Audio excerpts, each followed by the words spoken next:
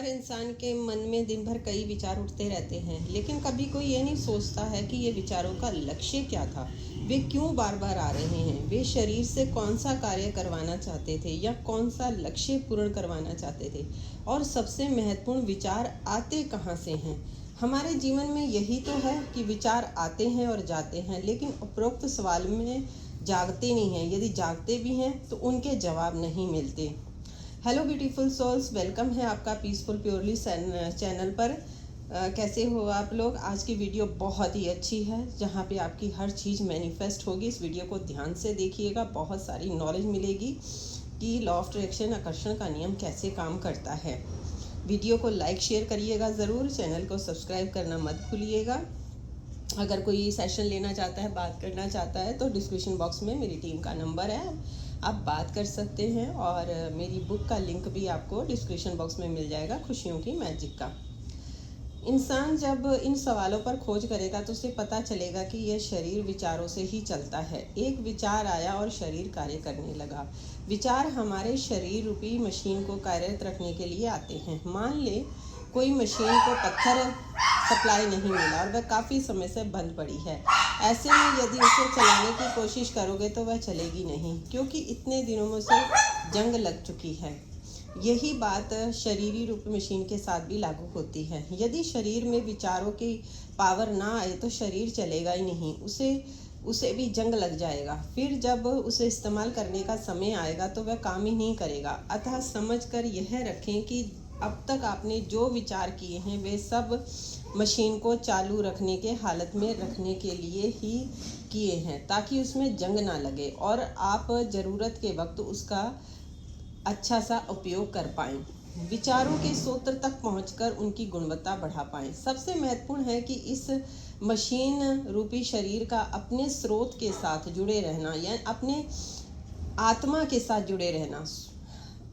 शरीर सूत्र यानी हमारे शरीर में स्थित चेतना, जिसे ईश्वर, अल्लाह, गॉड या वाहिगुरु अपने होने का अनुभव, निर्विचार अवस्था, संपूर्ण मौन या स्वसाक्षी के रूप में कह सकते हैं। जितना स्वसाक्षी के रूप में कह सकते हैं, जितना असीम समय है और स्थान से परे है, जिसके होने से यह संसार चल रहा है। एक असीम शांति जिसमें सब उत्पन्न होता है और उसी में ये विलीन हो जाता है। वह एक विशुद्ध अनुभव है जिसकी वजह से हम जिंदा होने का एहसास होता है। स्रोत को समझने के लिए, स्रोत को, जो हमारा आत्मा है, आत्मा को समझने के लिए कोई नियम नहीं है। यह हर नियम से परे है। इसे बुद्धि या तर्क से नहीं बल्कि अनुभव से ही जाना जा सकता है। यूँ कहें कि आत्मा से जुड़कर ही आत्मा को जाना जा सकता है। अगर अनुभव करने के लिए सबसे बड़ी बाधा विचार है, क्योंकि विचारों को रोकना ही मुश्किल है। विचार हर समय चलते रहते हैं, वे हमारे शरीर का हिस्सा हैं। चाहे इस विचार आप करना चाहते हो या ना चाहते हो, फिर भी कहीं ना कहीं हमारे मन में चलने लगते हैं। इसलिए उन्हें रोकना मुश्किल हो सकता है, पर हमें अपने विचारों को दिशा ज़रूर दे सकते हैं। विचारों को अगर सही दिशा दी जाए तो वह असंभव लगने वाले कार्य भी आसानी से कर सकते हैं, अपनी उच्चतम अवस्था को भी पा सकते हैं।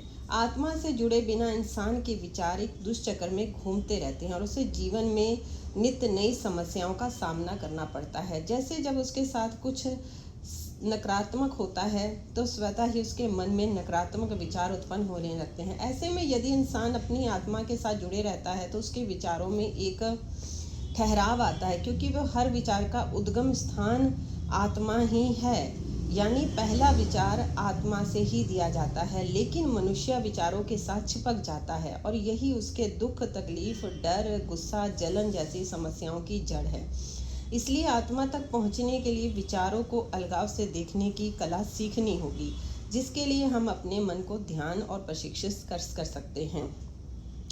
ध्यान का अर्थ है कुछ नहीं करना, यानी कुछ नहीं करने का काम भी नहीं करना। ध्यान विचारों के तूफान को शांत करने की एक सबसे बड़ा अच्छी औषधि, जिसको हम उपाय कह सकते हैं।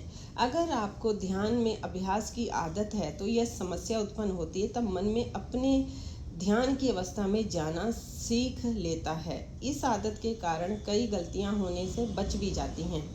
इसलिए यह न सोचे कि कुछ नहीं करना, वास्तव में कुछ भी नहीं करना है और यह कुछ नहीं करना बहुत कुछ होने के बराबर है।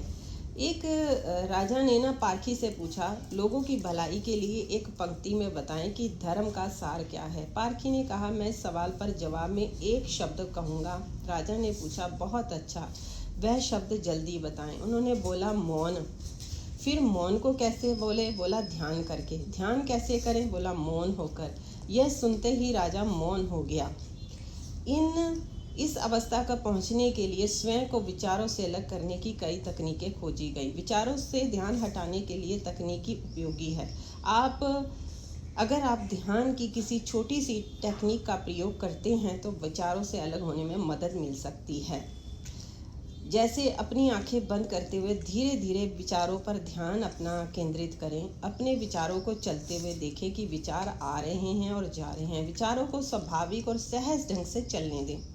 विचार कभी नकारात्मक होंगे तो कभी सकारात्मक, कभी काम के विचार आएंगे तो कभी बिल्कुल बेकार। हर तरह के विचारों को देखें। अपने शरीर को बिल्कुल स्थिर रखें।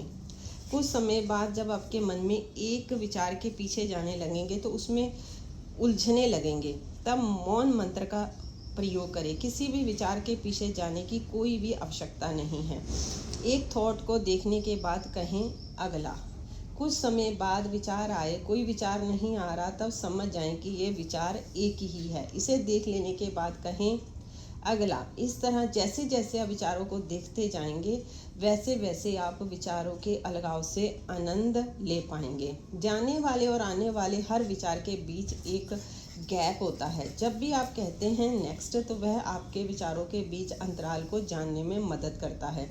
विचारों को देखते हुए उस अंतराल को जानने की कोशिश करें, फिर वह चाहे एक पल का 1000वां हिस्सा ही क्यों ना हो। उस अंतराल पर मन को एकाग्र करें। महसूस करें कि इस अंतराल में विचार नहीं है। उस पल में सब कुछ रुका हुआ है, सब कुछ मौन है।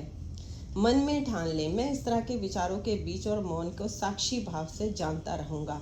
अगर दो विचारों के बीच में कुछ छूट गया है तो चिंता ना करें, आने वाले अंतराल पर ध्यान दें। रेलगाड़ी के 2 डिब्बों के बीच में अंतराल होता है ना, उसी तरीके से सामने वाले प्लेटफॉर्म के दर्शन भी होते हैं। ऐसे ही ध्यान के दौरान लगातार विचारों के बीच अगर अंतराल आ रहा है तो कोई बात नहीं, आप मौन रहें। कुछ समय बाद का बजर बजने पर ही अपना आंखें खोलें, जो आपने टाइम अलार्म लगा रखा है। और आत्मा तक पहुंचने का यह सबसे आसान और असरदार जो है रास्ता है। इस ध्यान पर थोड़े ही समय में जब चाहें आप अपनी आत्मा तक पहुंच सकते हैं।